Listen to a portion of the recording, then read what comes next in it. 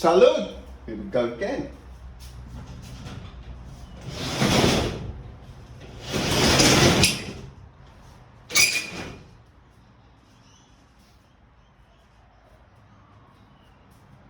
Trying to do this yesterday, but due to cluster headaches, I had to stop a couple of times and I could not get it done. So today, we're going to go for it, okay? Why are we here? Why are we here? We're here. The reason I'm here is because my kids are growing up on this planet, right?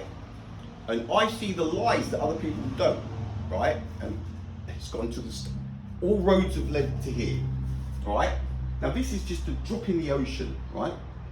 You cannot get an accurate picture of anything unless you look at it from different angles, okay? If you're just getting told about any subject from one angle, right, you cannot be getting an accurate picture depending what it is they're talking about. Now my point is, this one is about the moon, right? 1969, all the scientists, all of the theories, right? Everybody, you don't understand the science. What, you know more than Einstein and this guy and that guy and Kepler? It's a tricky question. First of all, okay? I'm always going on about books, all right? I'm always going on about books. It's not the fact, right, that what's in them is true. That's got nothing to do with it, right?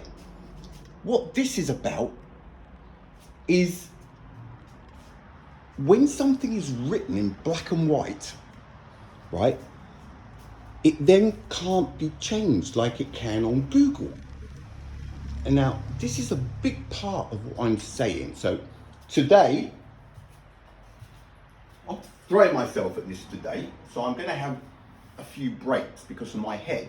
I get a cluster, I have to jab, and I have to stop, and I don't want to do that. So what I'm going to do is take breaks myself. So, initially, what this is about,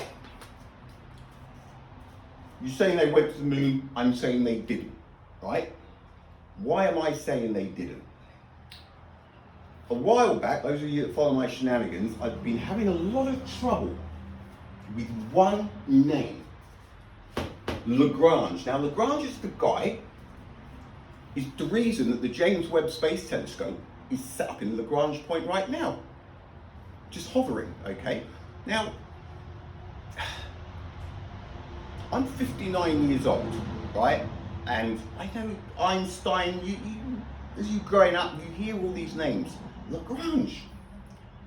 When it just popped up not long ago, a Lagrange point, I was like, Lagrange, what's this now? Okay, now, the books. Okay, now here we are, right? It's about the facts, okay? Now, just Lagrange, right? Today. I say today, right now. So, Lagrange. They're saying he was born in 1736. In 1772, he worked out this three-body solution where you've got the sun, the earth, the moon, the gravitational fields, and there's a point in between somewhere where things can just hover, right? Because you've got the gravity of one object pulling on another. You get one in between, and because it's in between the two perfectly, just sits there, right? Now, I've had a lot of trouble with that. I'm not saying it's because it's illogical. I'm just saying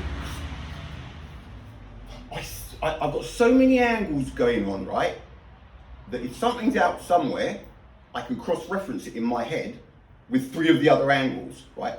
Everybody seems to be caught in this one angle, right? You can't do things like that. Now, what we've got So I've got the science collection, right? So we're going to do, this is the latest one, all right? There is only one way of doing this, so it's going to take a where's my glasses gone? Where are they? You know what? It's not like I'm blind. Right. This is the World Book, printed in 1979. All right? The World Book Encyclopedia. Copyright 1979. So, we go to L, right? You can't see this one, it's so worn out, right? So, we go to L, right? And we've got, look, where are we? Lagos, LaGuardia, right? Lagrange, all right? Joseph Lagrange.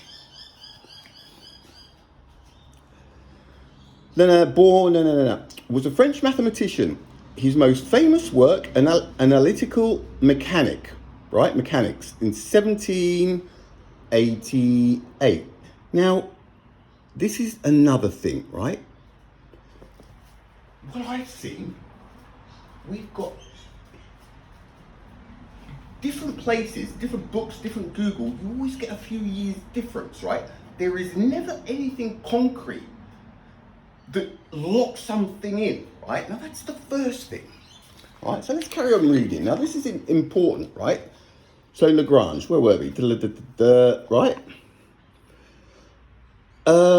In an algebraic study of the forces of motion involved in orbits of planets, the flow of liquids and vibrating strings, Lagrange also wrote an interpolation, probability and number theory and helped set up the French metric system, right? Lagrange was born in Turin, Italy. At the age of 16, he became a professor in mathematics in the Royal Artillery School in Turin. Now, that's it, okay? Now, this is a collection of encyclopedias. That is all they've written about Lagrange. Now, where is there anything about the three-body solution that explains why the James Webb Space Telescope is where it is at? There isn't. But this is an encyclopedia. Is that not an important discovery, considering that the James Webb Space Telescope is up there sending us photos back? It kind of is a big deal. 1979, all right? Let's put this one away. Let's go to, I'm not going to go to these, look, you know what? Let's do this one first. No.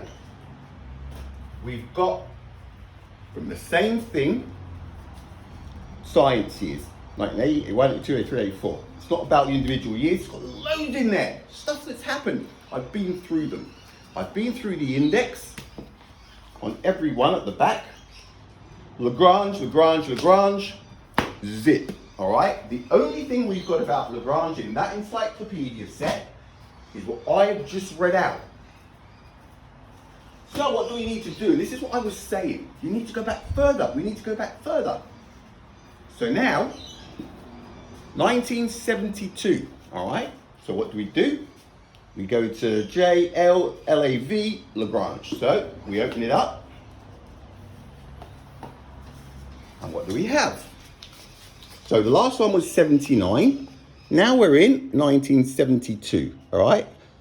LaGuardia. Hang on, so. Here we go. Lagrange. Joseph Louis, right? So, what do we have here? So 1736 to 1813, all right? So we're good now on that one. French mathematician and astronomer, born in Turin, Italy, and educated at the University of Turin. He was appointed professor of geometry at the Turin Military Academy at the age of 19. And in 1758, he founded a society that later developed into the Turin Academy of Sciences. All right? So we're up here. In 1766, he was appointed director of the Berlin Academy of Sciences, and 20 years later, at the invitation of King Louis XVI of France, went to Paris. Now, this is another thing. He went to Paris, okay? We'll get back to that one, right? During the period of the French Revolution, he was in charge of the commission for establishing a new system of weights and measures, the metric system. Now, ladies and gentlemen, straight away, when you immerse yourself in this metric system, in 1788 was it or something, right? But Olaus Roma in 1676 had worked out the speed of light in kilometers per second, right? Now, listen, these are the facts. So how did he manage to do that if the metric system wasn't yet in place? Don't say it was miles back then, because the miles did not come out. They were used in the British Empire in 1824, right? So straight away, how was 299,792 kilometers per second worked out when the kilometers hadn't even been invented yet? It is a fact, right? So that's just the beginning. It's nothing. It's a drop in the ocean from what we're talking about. We're looking for the three-body solution that he apparently worked out in 1772. Right, during the period of weights and measures, the newly established École Normale, after the French Revolution, and under Napoleon, he was made a member of the Senate and given the rank of Count. One of the greatest mathematicians of the 18th century, he created the calculus of variation, systemized the field of differential equations, and worked on the theory of numbers. Among his investigations in astronomy were calculations of the libration of the moon and motions of the planets. His greatest work is Mécanique Analytique, 1788. That is all we have on Lagrange up until this was 1972. All right, 1972. The first one was 1979. We're getting earlier, okay? Now, I've been saying it. I said it in a couple of my posts. Somebody's got old books, right? And then, lo and behold, I find at my local thrift op shop the Book of Popular Science. There's 10 of them, right? Now, what's the first thing I do, all right? There's a reason that these books are valuable. It's not that there's no lies in them, because there are. It's the fact that these things are written down, like I've just shown you with Lagrange, right? This guy was born in 1736, and in 1772, he worked out the three-body system that is allowing the James Webb Space Telescope to hover at Lagrange point 2. You don't think it's important? We go. I did actually say that I hadn't found him in these books. It's 10 books. In book 10, we've got in alphabetical order, the contents of the whole collection. Now, K, L, if Lagrange is in here, he will be here. L-A-G, oh, Lake, G comes before. Now, listen. There is no Lagrange. Copyright 1961. All right?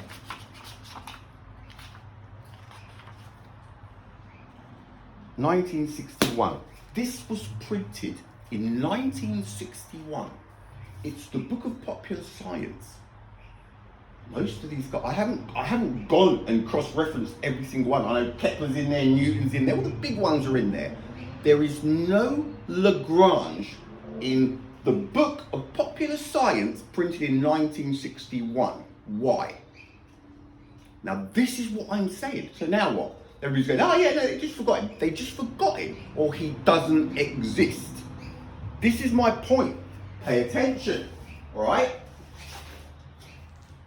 Now, before we go any further, people saying, you don't know the science, you don't, they know.